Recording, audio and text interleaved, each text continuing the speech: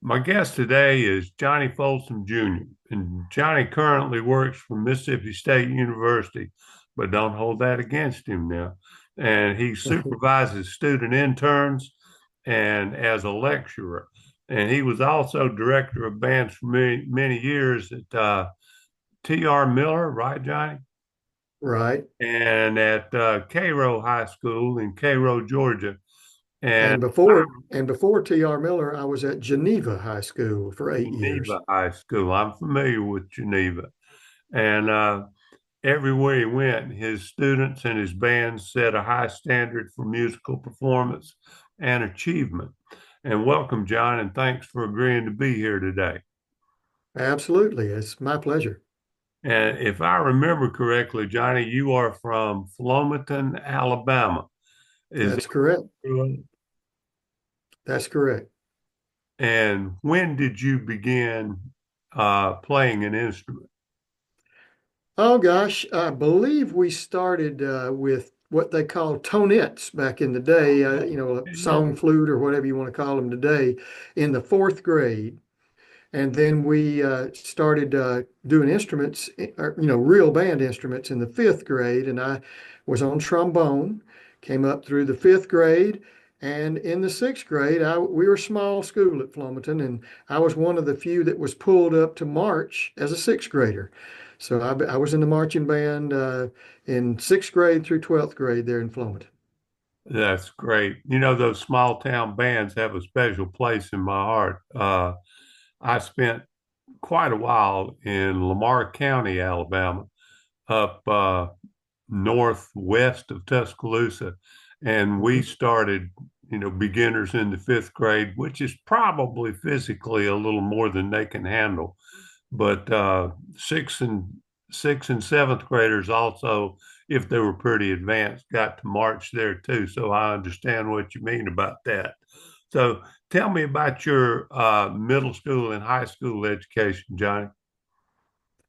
It was a good school. My dad was a principal, and my mother was an English teacher, and also did the yearbook and library and all that kind of stuff. So they were very involved in the school, and I really enjoyed the subjects that I took, and especially band. Band was the thing that really kind of hooked me. Um, but when I graduated, I didn't have a clue what I wanted to do. And so I decided I would go to the junior college in Bruton. It was Yeah. Jeff Davis Junior College at the time. I think now it's Coastal Alabama or something. But I got there and I missed band so much that I decided I wanted to be a band director. And so I ran to my high school band director who was nearby and told him the good news. And he said, "No, you don't want to do that, Johnny." He said, "You just think band's going to be fun," and he said, "You think it's just going to be like concerts and marching and all that kind of stuff." But he said, "You're going to have to take theory, and that's going to be hard, and you're going to have to take piano, and that's going to be hard." And he was right, but I did it anyway. And here I am, and I wouldn't change a thing. Yeah, that's right. Now, where was your first teaching position? It was in Geneva, Alabama, which is between Dothan and Andalusia. If you know anything about South Alabama, right above Panama City, Florida, Yeah. sitting on the Florida line, about 60 miles due north of Panama City. And it was uh, both schools that I was in Alabama were city schools. Um, it was Geneva City School, and it was about 400, it bounced between 400 and 430 or 40 students in the top four grades. So a fairly small school.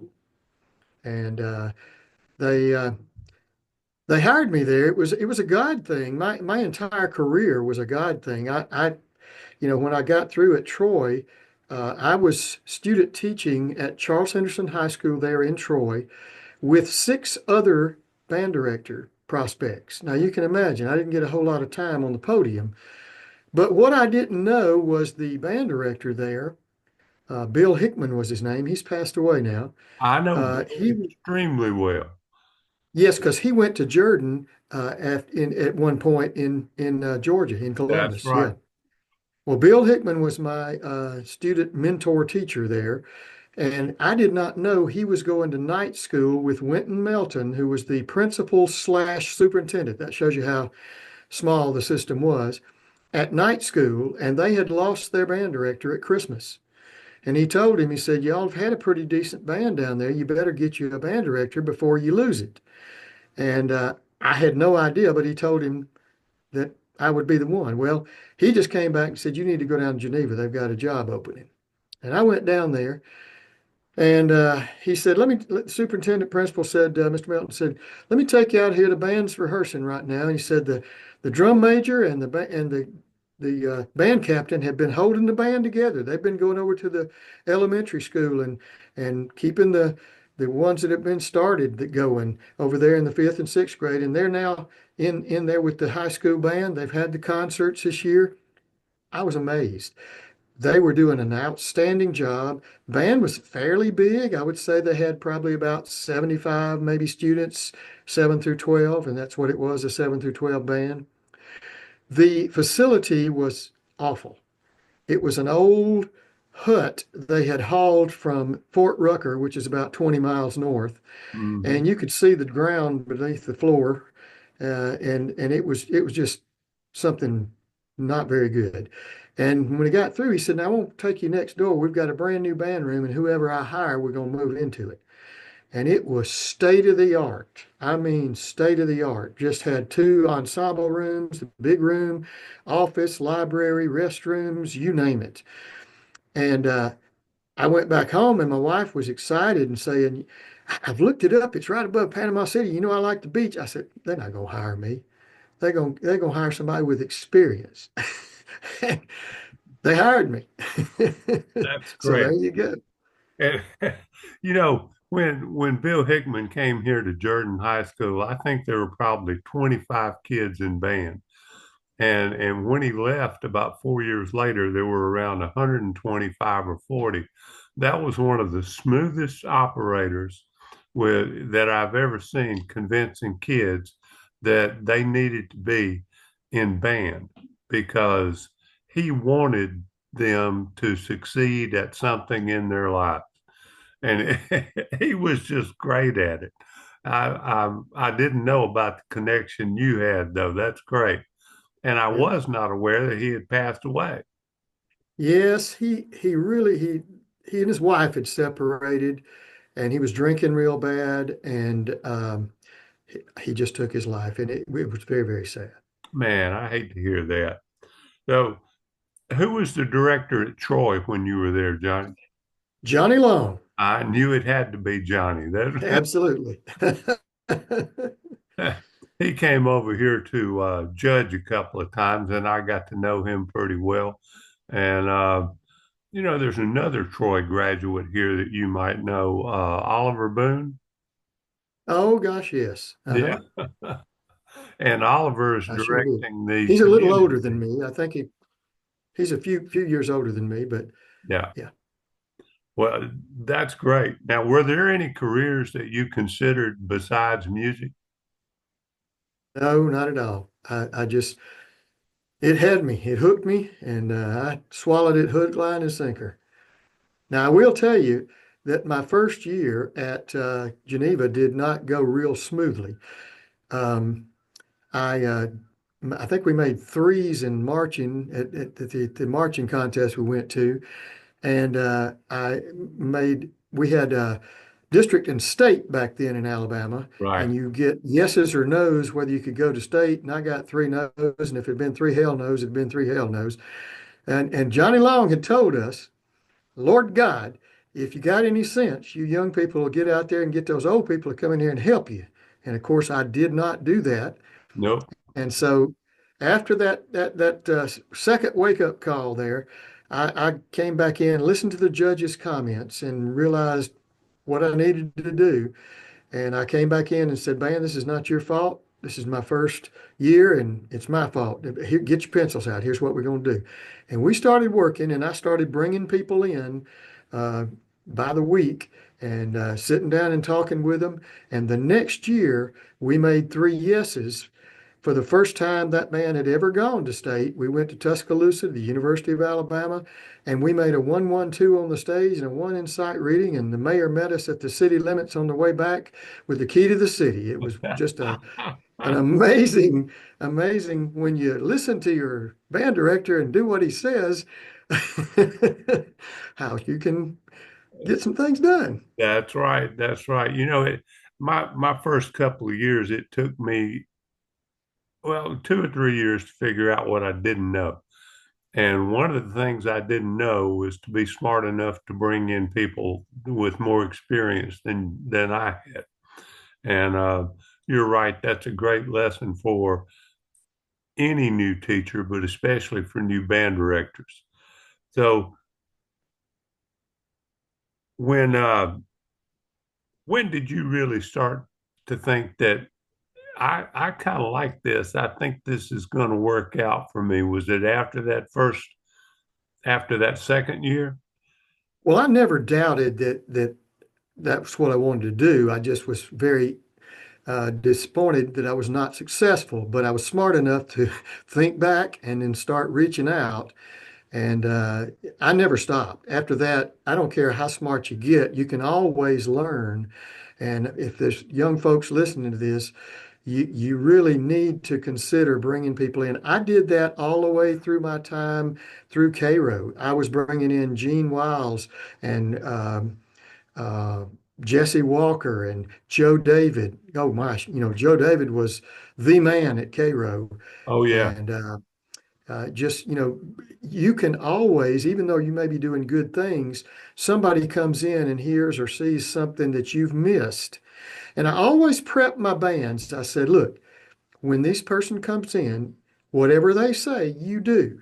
When they leave, we'll talk about it. And 99 times out of 100, I'm going to say, yeah, do that. But every now and then I'll go, yeah, I know what they're talking about, but let's not do it there. Let's do it the way we were doing it. And, people that come in know that that's something that should happen. You know the kids better than they do, and if they mention something that would not work with them, that's your prerogative. It's funny you mentioned Joe David. His son was my student teacher when I was at Columbus High School here. Really? Which one? He had three. Uh, Golly, I can't remember the young man's name. He was it'll come to me while we're talking, either that or right I after understand. we finish. But if I remember it, I'll let you know. Was there I'm there with you. I'm that my brain's the same way. was there a junior? uh, don't know. I don't think so. If you did, I think they called him by a different name. Well, yeah, I think I'll there was a come up with John and it. So I don't remember. when uh, when you got to Cairo, how many kids were there in the band? Oh my gosh, there was a 250.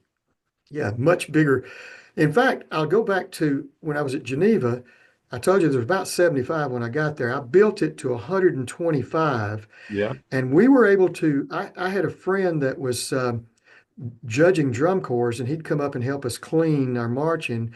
And he talked me into going to BOA over at Oh yeah. Tate High School in Pensacola and to the one in Valdosta that they had over there at Valdosta High School. No, it wasn't that's the new one. I forget the name of it, but it was we. He said you won't win. You got young kids and that kind of stuff. But he said you'll get respect and you might make the top five. Well, when we went to Pensacola to Tate, we were in the top five early on, and the person came and brought us the sheet and said, you have a penalty because your drum line was not marking time while they were playing the drum solo. And if you will have them mark time, that penalty goes away. So we were out there fixing it. And while we were out there, Kosciuszko, Mississippi came in. Mickey Grove, do you know that name? Right. Sure do. Mickey Grove is still around, by the way. He's in his late 80s. But he brought his band down and pushed us down to sixth place.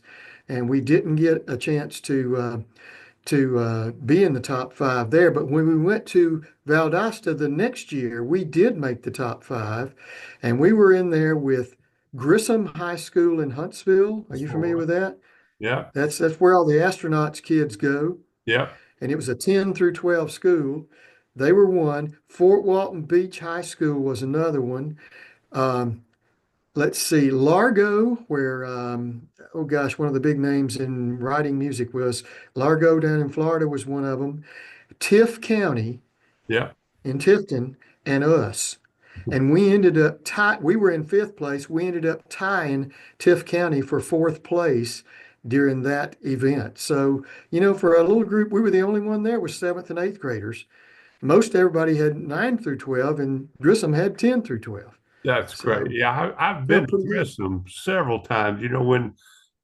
When I was in Alabama, the one of the band festivals, the area festivals, was held in Grissom, and I was amazed that first of all, any school could be so large, and second of all, the facility they had looked like I've seen colleges Mhm. with worse facilities than that. It was an amazing place for somebody from a little small town. Uh, Most people seem to think that a band director's job is to create professional musicians, but I don't know any band directors that think that. What were your No, goals for your students? no, I tried to let them know that I cared about them. And that's what I tell these students here that are going out to be band directors. People don't care how much you know. And you believe it or not, people don't know how to finish that sentence anymore. These kids don't. But it says until they know you care, how much you care. Yeah, And I say, these days it was bad enough when I was in there, but nowadays there's a lot more need for people to come in and care for these kids. Now, that doesn't mean you let them get away with murder. You got to be firm with them sometime. You got to pull them in and say, listen, you're better than that.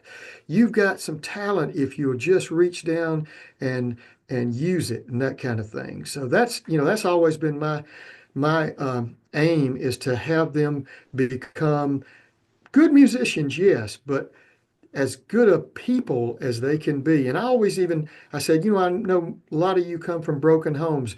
And if you do, I hope that you'll promise yourself that you're going to make it your business to find the right woman or man. And when you marry, you're going to bring up your children in a two-parent home and that kind of thing, and love each other. I always tried to inspire them to do their best at whatever it is, not just band. yeah, that And I will tell you, one of my Geneva kids contacted me recently. Are you familiar with the color weather radar that's on all the TV stations oh now? yeah, yeah, Do you know that he was in my Geneva band and he was up there at the area around Fort Rucker? I think he was an Enterprise, and two of the people that were in the Army Air Corps there got out. They were engineers and wanted to start this program. Enterprise Electronics is still in business. They're the ones that make that. He just retired from it and got up with me and thanked me. He said, I wouldn't have made it had you not been my band director and inspired me to do great things. And I've got a lot of stories like that with kids that had no idea, had that's no a idea. that's a great story.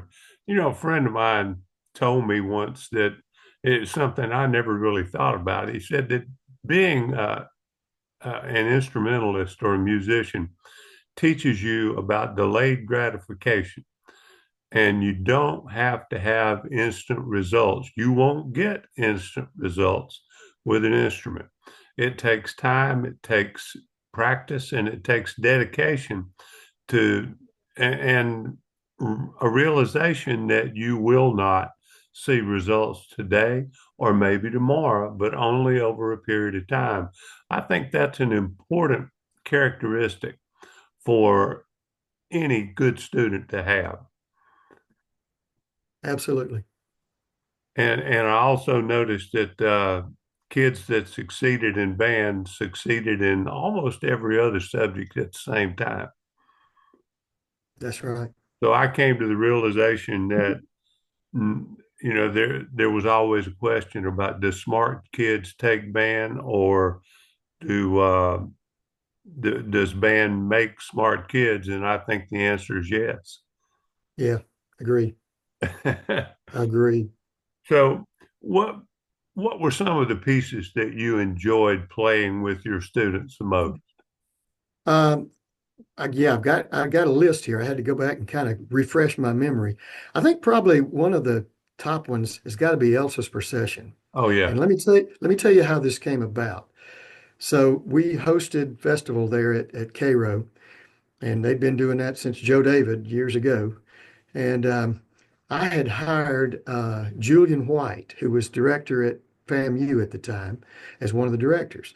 And I was out and about, and one of my band director friends said, "So who we got for judges this year?" And I mentioned so and so and so and so, and Julian White. And he said, uh, "Okay." He said, "What you playing, by the way?" And I said, "So and so and so and so, and Elsa's Procession." And he said, "You know, they know that one backwards and forwards. They teach that to them at Florida A&M as one of the required pieces." I was like, "Oh crap." I went back into the band. I said, "Band, listen, we better be able to play this thing." So it scared the crap out of me.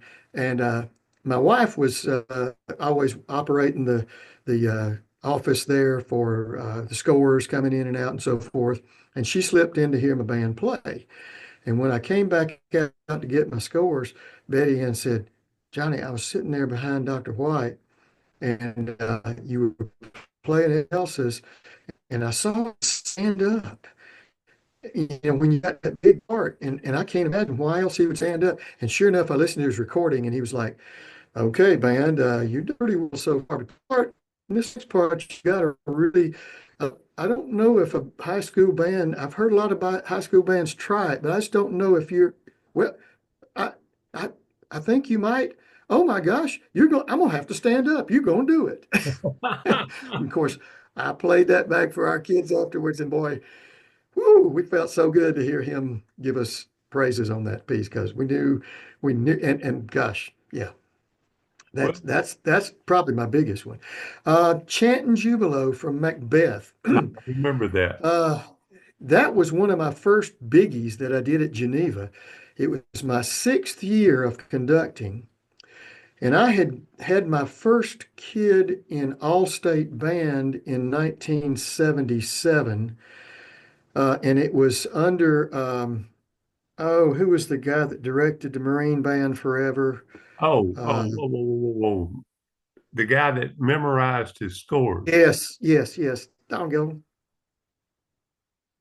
Now, Colonel Gabriel. Gabriel, right. Yeah, Colonel Gabriel. So anyway, I remember being there like it was yesterday in the basketball coliseum there, and he walks out and says, "Take that away," as far as the music stand. And I thought, "What?" And he starts working on I forget what it was. It was one of those Von Suppé overtures, and he'd stop and say, "Trumpets, second measure, third count. That was F sharp, not an F natural." Blah blah blah. And he was doing this, and I walked out at break, and I was like, "Oh my gosh, did y'all see that?" And all these other directors have been here. Yeah, yeah, he does that all the time. And by the way, he's going to do a clinic tomorrow morning at 11 o'clock. Guess who was in that clinic front row? Well, Johnny, I And was there too. oh my gosh, were you? Well, he walked in and said, "If you young directors were in my band and I walked into the to a rehearsal and you walked into rehearsal and opened a score, I would walk out. I would be insulted." And I went, "Oh my gosh. I mean, that's crazy." But I couldn't get it out of my head. And during those next couple of years, I realized I knew more than I thought I did. Yeah. And so the night before district contest that we were playing that piece, we were playing a march. Oh gosh, you can let the band play, on its own on the march. It's not a big deal. We were playing a lyrical piece that was very easy to remember. But Chant and Jubilo, if you know, it has that grand pause in there. And it's got all this mixed meter stuff. It's and so anyway, the night before we had a rehearsal, And I picked up this music stand and put it to the side, and the band went, "What are you doing?" And I said, "I may be crazy, but I'm gonna try this." And I got to that part where it's da da da da da da da, and you got a big grand pause, and I messed it up.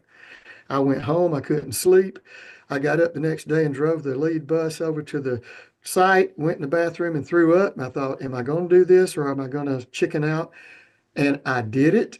And from then on, I had never used a piece of music on the stand at a performance. Now, in rehearsal, I'm not that good, but at a performance, I've always, and so that was my first, was when I did Trent and Jubilo. Oh, that's a great story. I like that. Yeah, I never had the courage to do that. I did learn not to spend time with my head buried in the score, yeah, yeah. but I always had that crutch. Well, now that I'm doing community band and I'm not at it full time and so forth, I'm back at using some scores for, but I still can in some of the pieces that I've done, I can kind of rely on it. Another one that I really liked was Incidental Suite by Claude T. I Smith. know that well. Oh, what is a gorgeous, gorgeous piece of music. La Forza del Destino. That's the one that he was doing The at Force of yeah. Destiny. Yep. Love that one. And Morning, Noon, and Night in Vienna. And the reason I love that one so much is my other daughter. You know, Amy's my older daughter, married to Craig here, but Kelly's the one in Birmingham, married to Pat Morrow. Do you know Pat? Yeah. Pat was, really the man that built the Homewood Band in Right. Birmingham. Um, his son married my daughter Kelly, and she's a clarinet player, and we played that her senior year and at state contest, and we made a superior rating. And I hugged her afterwards and said, "Now I know what these coaches feel like when their son throws the winning touchdown at state contest. You know, at their state football game. You know, so Oh, yeah, great. yeah, So that that's quite a repertoire, even if you never played anything else. You know, if you could make it through those, then you have got some great musicians that you've taught. And the good yeah. thing about it, you know, that we have to remember is you taught those guys from the beginning, right? Yes, there ain't no private lessons around any of those places that Cairo Yeah. and Bruton and Geneva were the same ways. It was me doing it. In fact, one of the nicest compliments I ever got was the Auburn High School band was playing at Allstate one year when it was at Auburn. And afterwards, Dr. Johnny Vinson, do you know him? Yeah, When he I was was director at along it Auburn, when Johnny was there. it was over at Johnny's house, and we were having a get together. And Betty Ann went over to oh, who was the guy that was there forever? He retired and went out to Texas. I can't remember his name now, but he was at Auburn High School, and they had played this. Bodie Henry. No, it was after him. No, Bodie was at Auburn University. I'm talking about at Auburn High Oh, oh, School, and I oh, can't oh, remember the. oh. Okay, okay. But anyway, she Betty Ann was telling him that she was amazed at all the hard music that he was playing, and he stopped her and said, "Listen, all I do is hand them the music, and they go to their private teachers, and I just come back and wave my arms." He said, "I'm amazed at what your husband can do because he has to teach him all that stuff," and that's just, I mean, it's just the way it was. That's the art of teaching. Yeah, You know that those are some great stories, Johnny. yeah. And which which I'll, t- which I'll band? tell you, I'll tell you one more story here. I was playing Elsa's Procession when I was at T.R. Miller, and it starts with the oboe solo. Right. And this was one of those unusual years. Most years I didn't even have an oboe. I had two oboes that year. It was a white girl and a black girl. And the white girl was first chair, and she was supposed to play the solo. And I give the downbeat, and I don't hear the first note. But then I look up, and the second note it comes in and plays, and it's the black girl playing it. And when I got through, I asked him what happened. The reed messed up on the first chair, and the second chair was so into it, she just picked it right up. Well, I don't know if you know about the FedEx story, but I had read in Reader's Digest the story of how FedEx was started and how it was absolutely positively overnight.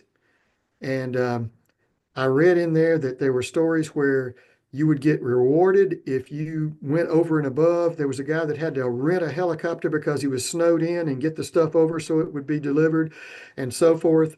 And so, and also if you called, he said, he told his secretaries, you better answer on or before the first ring. So I decided I'm going to call them and see if there's any kind of award I could give this girl because she kind of did that. And I called, and before the first ring, it was answered. And I asked, and they gave me some stuff, and I gave it out at the band banquet that year. That's great. No, I was not aware of that story. Well, Johnny, listen, I appreciate you talking to me today. And it's great to hear some of your stories. I will tell you that when I was in Pelham, uh, as superintendent there, I drove to Cairo many times to hear your band play, and Oh, wow. tried to hit it when the festival was there, Mhm. and could hear some of the other groups, and I enjoyed it so much. And thank you for what you've done for music and for kids, Johnny. And I really enjoyed talking to you, and hope you have a great day. Thank you. I appreciate the privilege.